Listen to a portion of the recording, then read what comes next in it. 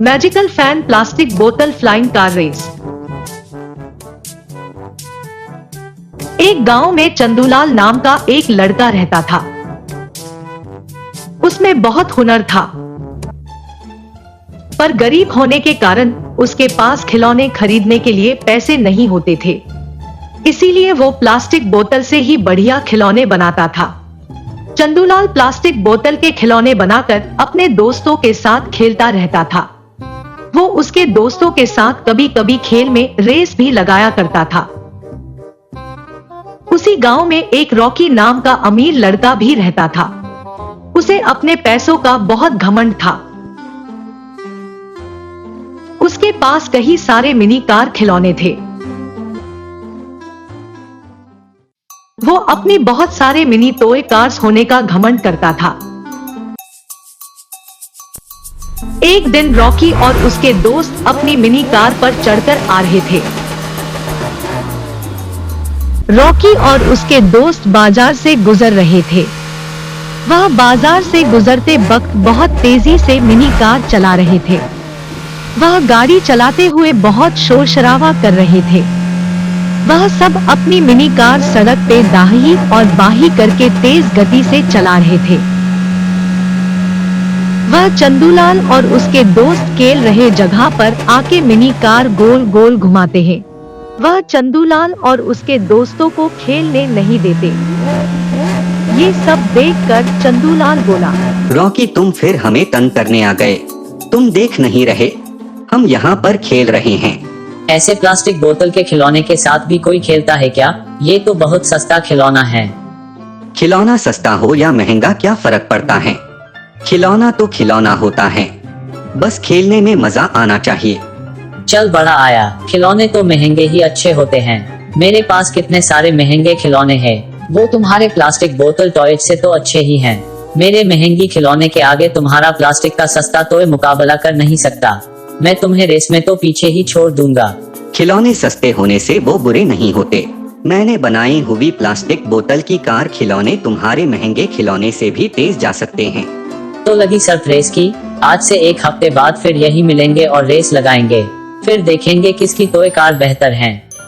तुम मुझे रेस में हराकर दिखाओ तो मैं मानूं। मेरे बनाए हुए खिलौने प्लास्टिक बोतल के होकर भी तुम्हारे महंगे कार से आगे निकल जाएगा।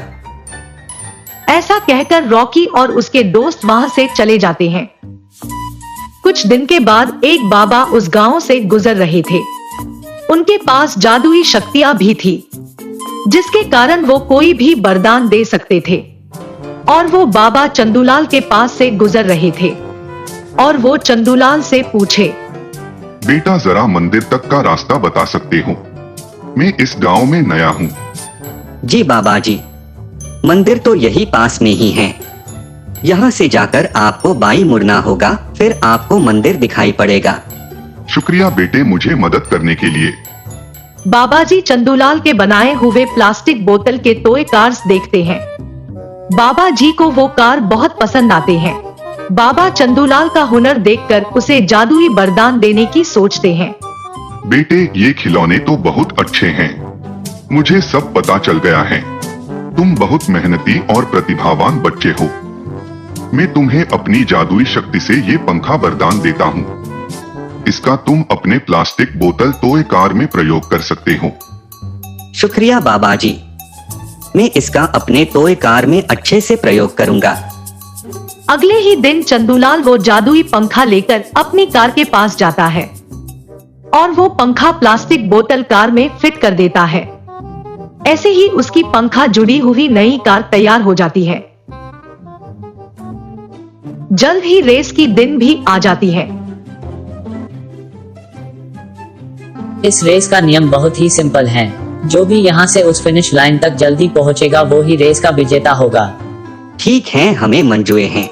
चलो रेस शुरू करते हैं। सब रेस के लिए तैयार हो जाते हैं। सब रेस की स्टार्ट लाइन में खड़े होते हैं। वो रेस चालू हो जाती है। चंदूलाल और रॉकी दोनों अपनी मिनी कार तेजी से कुदाने लगते हैं। शुरू में रॉकी और उसके दोस्त रेस में आगे निकल जाते हैं। रॉकी रेस में आगे होने के कारण खुश होता है। वो गाड़ी और तेजी से चलाने लगता है। ये देखकर चंदूलाल थोड़ा परेशान हो जाता है। चंदूलाल भी अपने प्लास्टिक बोतल टॉय कार तेजी से चलाने लगता है। उसके दोस्त भी उसके पीछे पीछे तेजी से आने लगते हैं। फिर एकदम अचानक से चंदूलाल की प्लास्टिक टॉय कार हवा में उड़ने लगती है। वो हवा में उड़कर रॉकी से भी तेज आगे निकल जाता है। वो रॉकी से आगे ही रेस की फिनिश लाइन पर पहुंच जाता है और रेस जीत लेता है। उस रेस हारकर रॉकी का सारा घमंड उतर जाता है। उसे अपनी गलती का एहसास होता है। चंदूलाल, मुझे माफ कर दो। मैंने पैसे का घमंड रखकर तुम्हें और तुम्हारी प्लास्टिक बोतल टॉय कार का मजाक उड़ाया। असल में तो तुम बहुत प्रतिभावान हो। मैं भी तुम्हारे साथ खेलना चाहता हूँ। कोई बात नहीं रॉकी, आज से तुम भी हमारे साथ खेलने आना। और इस तरह चंदूलाल और रॉकी मिलकर खेलने लगे।